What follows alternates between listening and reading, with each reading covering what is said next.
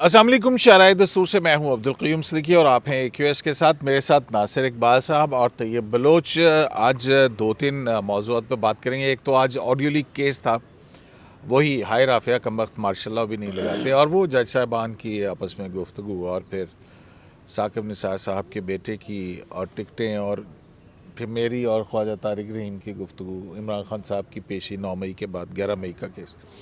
तो उस पर जो हुकूमत ने ऑडियो लीक कमीशन बनाया था उसको स्टे कर दिया था। वो मुकदमा आज फिर लगा, इससे पहले भी एक मरतबा बेंच के अंदर लगा था। और दूसरा जो है वो ये है कि 4 दिसंबर को 4 को या 5 को 4 को सर, 4 को 4 दिसंबर को मखसूस नशिस्तों के हवाले से जो इलेक्शन एक्ट में तरमीम की गई थी, उसको चैलेंज किया था बैरिस्टर गौहर, जो चेयरमैन PTI, उन्होंने, और एक इश्तियाक अहमद साहब ने। वो मुकदमा जो है वो आइनी बेंच भी सुनने जा रहा है। उस मुकदमे से जो मखसूस नशिस्तों का जो पुराना फ़ैसला है उस पर क्या असर हो सकता है, नहीं होगा, और वो मखसूस नशिस्तों का केस आया लगेगा तो कब लगेगा। तो ये सारी बातें जो हैं इस पर रहनुमाई हासिल करेंगे। पाकिस्तान के सीनियर 3 कोर्ट रिपोर्टर्स में से हैं जनाब नासिर इकबाल साहब। तो नासिर इकबाल साहब की जो दानिश है उससे इस्तिफादा करेंगे और तैयब बलोच से भी पूछेंगे। तो नासिर साहब, पहले तो ये बताइए कि ये ऑडियो लीक्स का केस जो है आज लगा, आपसे पूछ लें या तैयब से पहले पूछ लें? अच्छा, तैयब से पहले। तैयब साहब, ये ऑडियो लीक केस में क्या हुआ? सर बेसिकली ऑडियो लीक्स का केस जो है वो जस्टिस समीरुद्दीन खान की सर्वई में जो 6 रुकनी बेंच है, कॉन्स्टिट्यूशनल बेंच, उसमें लगा।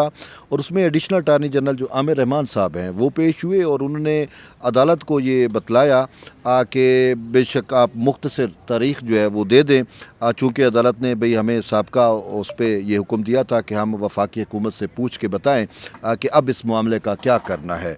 चूँकि जो साबिक चीफ जस्टिस थे, जो इस कॉन्स्टिट्यूशनल ये ऑडियो लीक से मुतल्लिक जो मैटर था, इसके जो हेड थे वो रिटायर हो चुके हैं, और एक मोअज़्ज़ज़ जज जो हैं वो बलूचिस्तान हाई कोर्ट के चीफ जस्टिस थे, तो वो जस्टिस नईम अफगान, वो यहाँ पे आ चुके हैं। तो इस पे जो है उन्होंने कहा कि हिदायत हम नहीं ले सके, चूँकि काबीना का ये फ़ैसला था कमीशन बनाने का, और तो काबीना का इजलास ही नहीं हो सका। तो उन्होंने कहा कि आपको इल्म है कि लास्ट वीक यहाँ पे जो कुछ होता रहा, तो उस वजह से अब काबीना का इजलास होगा तो काबीना ही फ़ैसला करेगी कि अब जो नए हालात पैदा हो चुके हैं कि इसमें फिर इस मामले का क्या करना है। तो इस पर जो बानी PTI हैं, चेयरमैन PTI के, उनके वकील भी बाबर रवान जो है वो पेश हुए। तो उन्होंने कहा कि सुप्रीम कोर्ट का ऑडियो लीक से मुतल्लिक फ़ैसला जो है वो मौजूद है। वो उमरता बंजाल वाले स्टे आर्डर और फैसले की बात कर रहे थे। तो इस पर जो हेड हैं जस्टिस समीरुद्दीन खान बेंच के, उन्होंने कहा कि पहले हमें हुकूमत की हिदायत हमारे सामने आ जाएं कि हुकूमत इस मामले पे क्या करना चाहती है, उसके बाद फिर हम इन मामलात को जो है वो देखेंगे और आगे बढ़ाएंगे। वो साफ़ हुकूमत की जो वो होगी हिदायत, क्योंकि ये इसलिए है कि क्योंकि जो नासिर साहब कमीशन ऑफ इंक्वायरी एक्ट है 2017, उसके तहत तो ये कमीशन बनाने का इख्तियार तो वफाकी हुकूमत ही को है और किसी अथॉरिटी को नहीं है।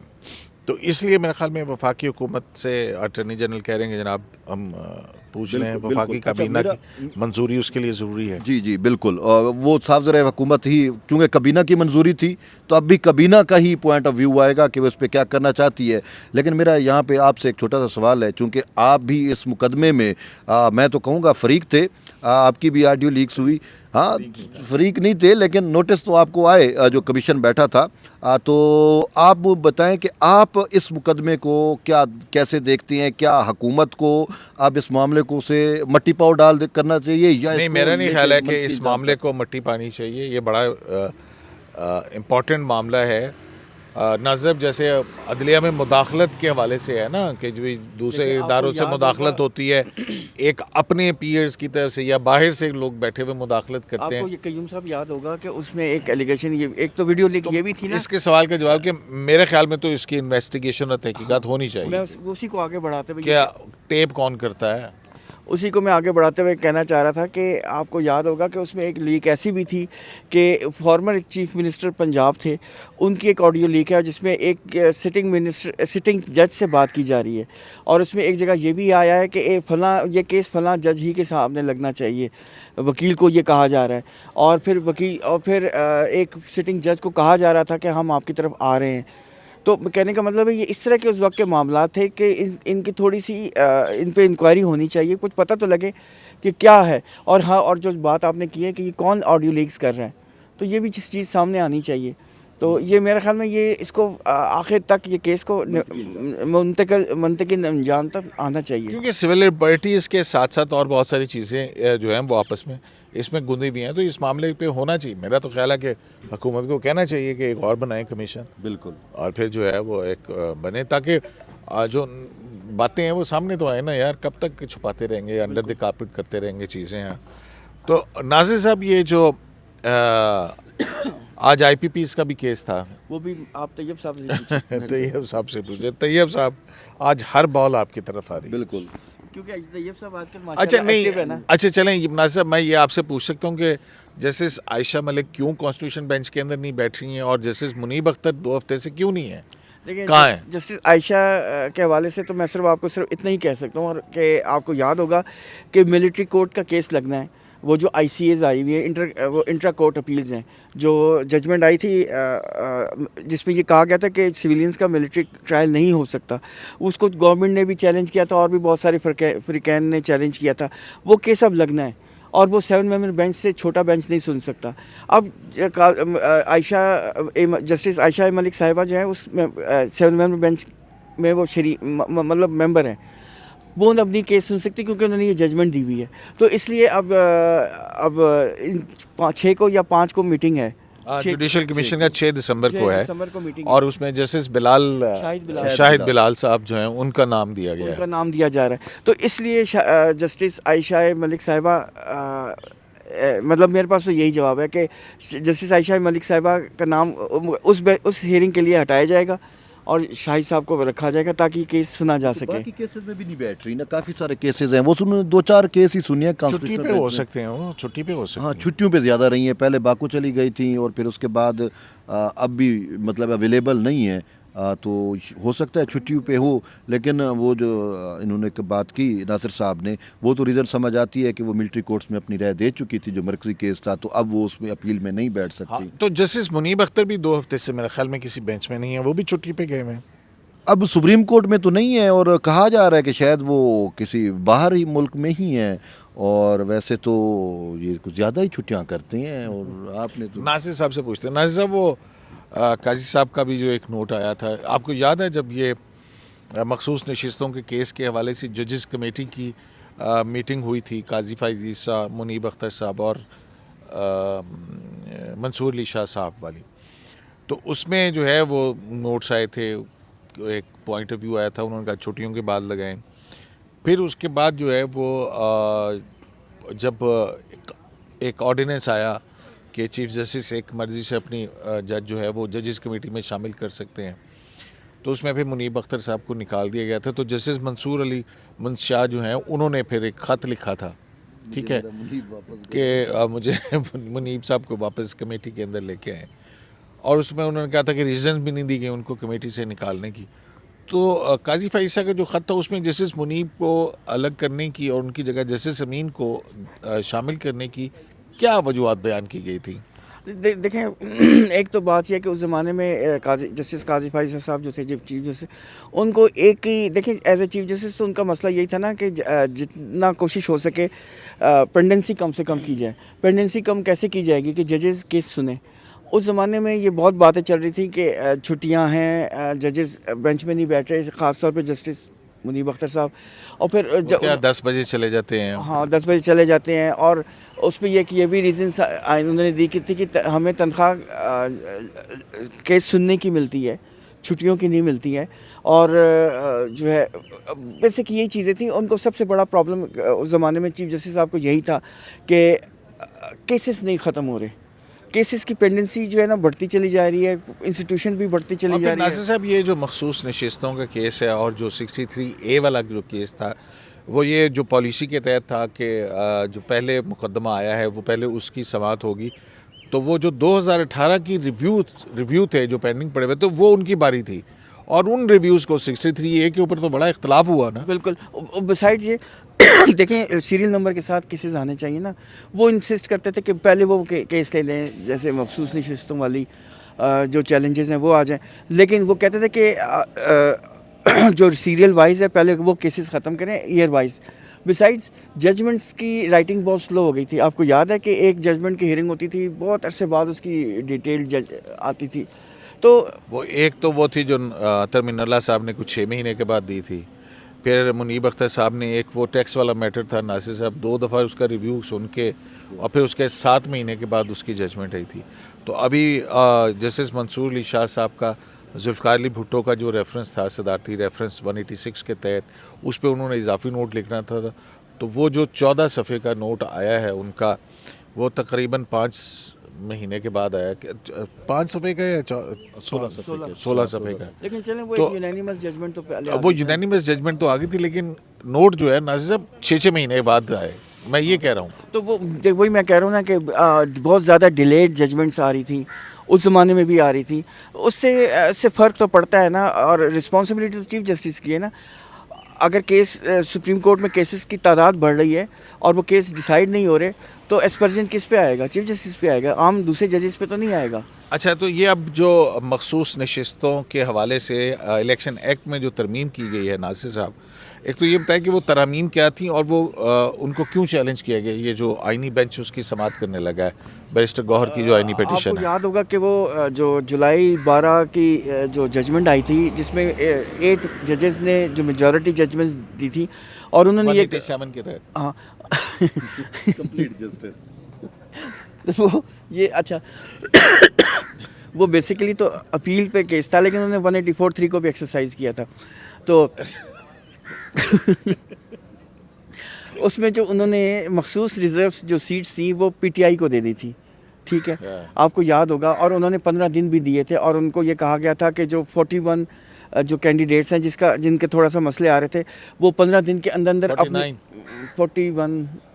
وہ یہ اس طرح 39 اور 41، ہاں 41 والا 41 جو ہیں وہ اب ود ان 15 ڈیز اپنی پارٹی ایفیلیشن ثابت کریں کہ وہ کس پولیٹیکل پارٹی کو جوائن کرنا چاہتے ہیں، اور جب وہ جوائن کر لیں الیکشن کمیشن کو لکھ کے دیں، اور جب وہ دے دیں تو الیکشن کمیشن اس حساب سے ریزرو سیٹس دے دے۔ تو اس کو ٹیکل کرنے کے لیے پھر لیکن وضاحت میں تو انہوں نے پھر کہا، انہوں نے کہا یہ تو تھے ہی پی ٹی آئی کے لوگ، بیسیکلی انہوں نے وہ اپنے آرڈر کو خود ہی امینڈ کر دیا بغیر چیمبر ہیئرنگ میں۔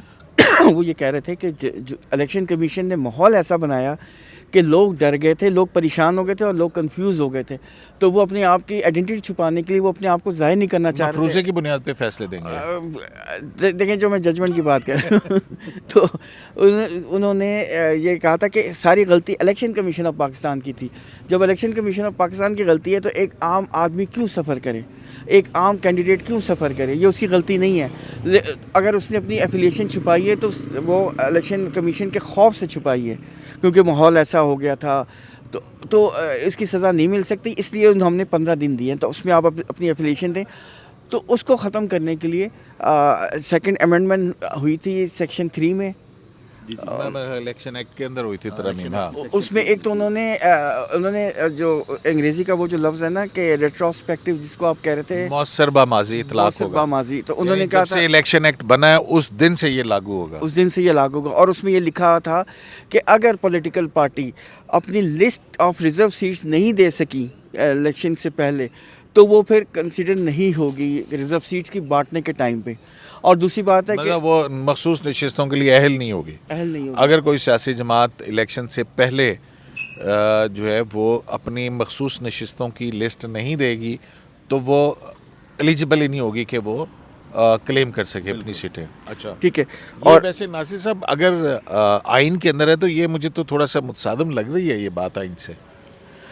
دیکھیں وہ لا تو اب وہ پاس ہو گیا نا، جو پٹیشن آئی تھی نا سپریم کورٹ میں، جو پی ٹی آئی گوہر علی خان صاحب نے، جو بیرسٹر گوہر علی خان صاحب نے پٹیشن فائل کی تھی، اس پہ انہوں نے یہی لکھا تھا کہ جولائی 12 کی جو ججمنٹ ہے اس کا افیکٹ کو ختم کرنے کے لیے یہ لا پاس کیا گیا ہے، اور یہ مناسب نہیں ہے، اور یہ کہیں بھی نہیں لکھا، اور یہ آئین میں کہیں اس کا تصور بھی نہیں ہے کہ لیکن ایک اور جو الیکشن ایکٹ کے اندر آئی کہ جو پارٹی ایفیلیشن کا ایفیڈیوٹ ہے وہ بھی آپ کو ریٹرننگ آفیسر کے سامنے داخل کرنا ہوگا، اور اگر آپ نہیں کریں گے تو وہ آپ انڈیپینڈنٹ ہی تصور ہوں گے. اور دوسری بات اس کا بھی ایفیکٹ آتا ہے کیونکہ 41 جن سے کہا گیا تھا کہ اپنے پارٹی ایفیلیشن داخل کریں، تو ایک طرح سے وہ ہوتی ہے. لیکن وضاحت کے اندر تو ناصر صاحب سپریم کورٹ نے جو دوسری وضاحت آئی تھی اس کے اندر کہہ دیا تھا کہ جناب اس فیصلے کے اوپر اطلاق نہیں ہوتا اس قانون کا، وہ وضاحت میں تھا منصور 18 والی. ہاں انہوں نے وہ بالکل یہ وہ چیزیں ہیں جو میرے جیسے بننے کو ہضم نہیں ہوتی کہ ایک ایشو آپ کے سامنے ہے نہیں تو آپ کو اس پہ کسی قسم کی کمنٹ نہیں کرنا چاہیے، اور آپ کو معلوم ہے کہ وہ چیلنج بھی ہوئی ہے، تو ایسا کمنٹ نہیں کرنا چاہیے ایک آرڈر میں جس کی ہیئرنگ ہونی ہے، اور اس پہ پتہ نہیں کیا اس کا نکلے گا، اس پہ کس قسم کے آرگومنٹس آئیں گے دونوں سائڈس کے. آپ کیا دیکھ رہے ہیں کہ کیا ہوگا؟ مطلب یہ ناصر صاحب نے تو ابھی گول مول کر لیا ہے، تو یہ اگر قانون جو ہے اس میں برقرار رکھا جاتا ہے تو پھر کیا مخصوص نشستوں کے اوپر کیا ایفیکٹ آئے گا اس کا؟ سر اس میں میں ایک بات بتاؤں کہ بڑی امپورٹنٹ بات ہے اور سمجھنے والی بات ہے. سارا معاملہ جو ہے وہ یہاں پہ ہے کہ ماضی سے اس قانون کا اطلاق ہوتا ہے یا نہیں ہوتا. ٹھیک ہے، اب یہ بات تو طے شد ہے، اس میں کسی کا وہ نہیں ہے کہ بھئی سپریم کورٹ کے 8 ججز کے فیصلے کو پارلیمان نے اپنی قانون سازی کے ذریعے غیر مؤثر کر دیا. ٹھیک، اور وہ قانون آ گیا تو صاف ذرا الیکشن کمیشن کے پاس جو ہے وہ کوئی چارہ نہیں ہے ماں سوائے اس کے کہ وہ قانون کی پر عمل درآمد کرے، کیونکہ یہ ایک یونیورسل چیز طے شد ہے اور پاکستانی کانسٹیٹیوشن کے مطابق طے شد ہے کہ جب کسی ایک میٹر لیکن الیکشن کمیشن جو ہے وہ اس قانون کے حوالے سے اس نے بھی ایک درخواست داخل کی کہ جی سپریم کورٹ ہماری رہنمائی کا فرمائے اس میں. اچھا، اب وہ تو رہنمائی جب بھی ہو، لیکن میں آپ کو بتاؤں کہ خود جو پارلیمان کا قانون ہے، پارلیمان کے قانون میں یہ چیز طے کر دی گئی ہے کہ اس کا اطلاق ماضی سے ہوگا. ٹھیک، اب منصور علی شاہ صاحب کی جو جوڈیشل ریویو کا اختیار تو عدالت کے پاس ہے نا کہ وہ اس قانون کو پرکھ سکتی ہے یہ آئین کے مطابق ہے یا نہیں ہے. ہاں، تو وہ اسی قانون کو تو پرکھے گا نا بینچ. 4 دسمبر کو جو معاملہ ہے، اب 4 دسمبر کو جو میٹر ہے بیسیکلی اس میں رجسٹرار آفس کے اعتراضات بھی شامل ہیں اور یہ درخواستیں بھی اکٹھے انہوں نے کلب کر کے لگا دی ہیں. اب یہ دیکھنا ہے کہ 4 دسمبر کو کانسٹیٹیوشنل بینچ جو ہے وہ اس کو کیسے لے کے چلتا ہے. وہ کانسٹیٹیوشنل بینچ کی جو پروسیڈنگ ہوگی وہ پھر طے کرے گی کہ یہ معاملہ کس سمجھ آتا ہے. لیکن میں آپ کو بتاؤں کہ چونکہ کانسٹیٹیوشنل بینچ نے جتنا بھی اب تک کا کام کیا ہے اس سے یہی نظر آتا ہے کانسٹیٹیوشنل بینچ کی یہ سوچ اب پریویل کر رہی ہے کہ بزنس جو پارلیمان کا بزنس ہے اس میں کورٹ مداخلت نہیں کر سکتی. پارلیمان اپنے طور پہ سپریم ہے اور نہیں اس میں تو عدالت مداخلت نہیں کر سکتی، لیکن اس کی کانسٹیٹیوشنالٹی جو ہے وہ تو پرکھ سکتی ہے نا. جوڈیشل ریویو کا اختیار تو ہے نا. بالکل جوڈیشل ریویو کا اختیار ہے جوڈیشل، لیکن ری رائٹ کرنے کا اختیار نہیں ہے. انفارچونیٹلی جو پہلے ریگولر بینچز ہوتے تھے ان میں سے متعدد کیسز ایسے ہیں جس میں آئین کو ری رائٹ کیا گیا جس سے پرابلم بنے. باقی وہ جوڈیشل ریویو بے شک کریں اور وہ کریں گے بھی صحیح، لیکن اس میں اگر جوڈیشل ریویو میں وہ یہ طے کر دیتے ہیں کہ یہ قانون توثیق کر دی کہ یہ قانون ٹھیک ہے اور اس کا اطلاق ماضی سے بھی ہو سکتا ہے، تو پھر جو 8 ججز والا فیصلہ ہے وہ پھر اس کی نظر ثانی ہو نہ ہو وہ معاملہ میرے خیال میں مکمل طور پہ غیر مؤثر ہوگا. ناصر صاحب یہ نظر ثانی والی بات میں پھر میں آپ سے پوچھوں گا. ہاں، اس میں طیب ایک کوشچن آئے گا نا ہیئرنگ کے دوران، اور وہ کوشچن یہ ہے کہ جو ایلیگیشن پی ٹی آئی کا ہے اور بیرسٹر گوہر صاحب نے بھی اپنے پٹیشن میں یہ ہائی لائٹ کیا تھا کہ الیکشن کمیشن نے ہمیں ڈکلیئر ہی انلیگل کیا ہے انڈیپینڈنٹ، یعنی الیکشن کمیشن کا سارا ڈیسیجن ہی غلط ہے. تو جب یہ آرگومنٹ شروع ہوں گے، جب یہ کیس ٹیک اپ ہوگا تو اس بات پہ بھی بحث ہوگی. تو اچھا ناصر صاحب جھٹکا سا سوال، اگر عدالت یہ کہہ دیتی ہے کہ یہ قانون درست ہے تو اس کا کیا ایفیکٹ ہوگا؟ پھر اس کا ایفیکٹ یہ ہوگا کہ یہ سارے کے ساری ریزرو سیٹس جو ہیں پی ٹی آئی کو نہیں جائیں گی. اور اگر کہہ دیتی ہے کہ ہاں اس کے اندر سے کچھ چیزیں جو ہیں وہ مطلب آپ لسٹ تو دے سکتے ہیں، اچھا چلیں یہ ہو گیا، تو ریویو پھر کیا؟ پھر اس کا ریویو بھی پھر غیر مؤثر ہو جائے گا یا ریویو سنا جائے گا جیسے یہ کہہ رہے ہیں؟ اور اگر ریویو سنا جائے گا تو کیسے سنا جائے گا، کون سنے گا؟ اچھا قیوم صاحب پہلے ایک چھوٹی سی کلیئرفیکیشن دیکھیں، یہ ریزرو سیٹس کیوں پی ٹی آئی کو نہیں جائیں گی اور ایس آئی سی کو بھی نہیں جائیں گی؟ کیونکہ ایس آئی جو سنی اتحاد کونسل ہے اس نے کوئی لسٹ زبانی کرائی تھی، اس نے الیکشن نہیں لڑا. الیکشن نہیں لڑا تھا اور ایک سیٹ بھی نہیں جیتی تھی. تو یہ قانون کے مطابق جس نے ایک سیٹ نہیں جیتی اور الیکشن نہیں لڑا ان کو نہیں جاتی ریزرو سیٹس، ان کو نہیں گئی، پی ٹی آئی کو بھی نہیں گئی. تو اب یہ مسئلہ ہوگا کہ کیا پولیٹیکل پارٹیز میں یہ بانٹ دی جائیں، یہاں یہی پھٹا چل رہا ہے. یہ سب سے بڑا ٹکلش ہے. دیکھیں نا اس پہ تو ہے کہ آپ ہاؤس خالی نہیں رکھ سکتے. ہاں ہاؤس بھی نہیں خالی رکھتے. میں یہ کہہ رہا ہوں یہ بہت ہی مشکل ایک سوال ہے جس کا جواب سمجھ میں نہیں تو آ یہ رہا. بتائیں، یہ ریویو آئینی بینچ سنے گا یا وہی 13 جج صاحبان سنیں گے جنہوں نے پہلے سنا ہے؟ اچھا اس کا بھی جواب اسی قسم کا ہے. وہ جواب یہ ہے کہ دیکھیں آپ کو یاد ہوگا کہ جو پٹیشن تھی وہ 191 میں آئی تھی پشاور ہائی کورٹ کی ججمنٹ کے خلاف. 199 میں آئی تھی پشاور ہائی کورٹ کی ججمنٹ کے خلاف. اچھا 199 کا کیس صرف کانسٹیٹیوشن پٹیشن 185(3) میں سنی انہوں نے، اور 199 سے یہ جو آپ کہہ رہے ہیں کہ 26ویں آئینی ترمیم کے بعد 26ویں ترمیم کے بعد 199 کی جو پٹیشن ہے یا اس کے جو ججمنٹ کے خلاف اپیل ہے یا ریویو ہے جو بھی ہے وہ کانسٹیٹیوشن بینچ سن سکتی ہے. اچھا پرابلم یہ ہے کہ یہاں کانسٹیٹیوشن بینچ ہے 7 جج ممبر بینچ. انہوں نے جو ایس آئی سی کے جو ججمنٹ ڈیسائیڈ ہوا ہے وہ 13 ممبر بینچ ہے. اب پرابلم یہ ہے کہ اس کا کیا کریں. اچھا میرا ذاتی خیال ہے کہ آپ کو یاد ہے کہ کانسٹیٹیوشن بینچ بنا ہی صرف 60 دن کے لیے. اس کے بعد یہ دوبارہ اس کی میٹنگ ہونی ہے جوڈیشل کمیشن کی اور اس پہ دوبارہ یہ ڈٹرمن ہوگا کہ کتنے ممبر بینچ بنے گا. یہ میرا ذاتی خیال ہے کہ ہو سکتا ہے کہ یہ کیس اس وقت تک نہ لگے اور جب تک دوسری ایلیویشنز نہ ہو جائیں. سپریم کورٹ میں آپ کو پتہ ہے نا سیٹیں بڑھ گئی ہیں 34 ہو گئی ہیں تو اور ججز آ جائیں پھر شاید یہ ایک 13 ممبر کانسٹیٹیوشن بینچ بن جائے. یہ میں نے ایک لمبی چھوڑ دی. نہیں اس میں نہیں لمبی چھوڑ دی نہیں، تو 16 جج تو اب بھی ہیں یار ناصر صاحب. 16 جج تو ہیں وہی ہیں جو سن چکے ہیں. ایک تو یہ نہیں، ریویو تو ریویو تو یہ ایک بڑا ٹکلیش ہے نا. ریویو وہی سنتا ہے جو پہلے سن چکا ہو، لیکن کانسٹیٹیوشن بینچ 26 امینڈمنٹ کے بعد حالات بدل گئے ہیں. اچھا کانسٹیٹیوشن بینچ نے سر ایک دفعہ یہ بھی تو آبزرویشن اگرچہ اس کی لیگل بیکنگ نہیں ہے لیکن اس میں میرے خیال سے جسٹس محمد علی مظہر صاحب کی تھی کہ ہیں کمپلیکیشنز ہیں، یہ پریکٹیکل ڈیفیکلٹیز تو ہیں. لیکن سپریم کورٹ رولز جو ہیں وہ کہتے ہیں کہ ریویو میں وہی بینچ ہوگا اور جو ہے وہ آتھر جج جو ہے وہ اس کا موجود ہونا ضروری ہے. اگر وہ موجود ہے تو، لیکن اگر آتھر جج خود نہیں بیٹھ سکتا یا ایک ایسی ہے کہ منصور علی شاہ صاحب آئینی بینچ کا حصہ نہیں ہے تو پھر کیا نہیں سنا جائے گا. تو مطلب ہے باقی ججز تو ہیں. ابھی یہ 26ویں یا ناصر صاحب آئینی ترمیم کے بعد جو کہ جوڈیشری سے متعلق ہے اور خصوصاً مختلف جورسڈکشن جو ہیں وہ اس آئینی بینچ کو ہی دی گئی ہیں. تو اس کے بعد جو سپریم کورٹ آف پاکستان کے رولز ہیں، جو سپریم کورٹ کے رولز ہیں 1980 جو جنرل ضیاء الحق کے دور کے آئین کے تحت بنے ہوئے ہیں، ان کے اوپر ریویو نہیں ہونا چاہیے فل کورٹ میں؟ سر ان پہ ریویو ہونا چاہیے. وہ تو دیکھیں وقت کی ضرورت ہے. یہ بھی جو کچھ ہوا یہ نہیں کر رہے تھے تو پارلیمان نے کیا ہے. جو ان کے ہاں چیزیں بہت ساری پینڈنگ تھیں، یہ پریکٹس پروسیجر ایکٹ کمیٹی اور یہ جو لاز آئی سارا کچھ یہ تو ان کے کام تھے نا جو انہوں نے نہیں کیے تو پھر پارلیمان نے کیے، وہ بھی ہونے چاہیے. لیکن ایک بات جو میرے ذہن میں بار بار کھٹک رہی ہے، اگرچہ میں کہہ رہا تھا اس کی لیگل بیکنگ تو نہیں ہے لیکن آبزرویشنز ہیں.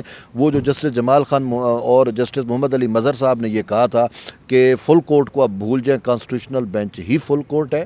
تو یہ بھی ایک چیز. تو پھر اس آئینی بینچ کو بھی تو پھر رولز بنانے تو پڑیں گے نا اپنی اس کے. ہاں اس کو بنانے پڑیں گے. وہ تو یہ آئینی بینچ کانسٹیٹیوشنل بینچ نے کہا بھی ہے کہ اس کے لیے باقاعدہ برانچ بھی الگ بنائی جائے اور میٹرز ان کے. نہیں وہ رول برانچ وہ اور چیز ہے یار. نہیں ورک تو ہو رہا ہے نا اس کے لیے. کمیٹی انہوں نے اپنی الگ بنائی ہے، چیزیں الگ بنی ہے، پورا سیٹنگ سسٹم ہے اپنا الگ. پھر یہ کسی پڑھے لکھے ناصر صاحب شخص سے پوچھیں گے جو قانون کے بڑے طالب علم سے. وکیل آپ بھی کسی سے مشورہ کیجئے گا نا. مطلب آپ کے مخدوم علی خان صاحب، خواجہ حارث صاحب، بیرسٹر گوہر اور پتہ نہیں نہ جانے کتنے بڑے وکلا جو ہیں وہ آپ کے. نام نہیں لوں گا، میں نے بہت سارے لوگوں طارق کھوکھر صاحب سے پوچھیں. مطلب بہت بڑے وکیل ہیں. میں نے بہت سارے لوگوں سے بات کی ہے اس ایشو پہ نا. بہت سارے سینئر وکلا یہ بات کہتے ہیں کہ یہ سسٹم چل نہیں سکے گا، یہ اس میں بہت پرابلمز ہیں اور اس کا سوال کا جواب جو ہے نا کسی کے پاس ایگزیکٹ نہیں ہے. شرائع دستور سے عبدالقیوم صدیقی کو AQS لائیو سے اجازت دیجیے. اللہ نے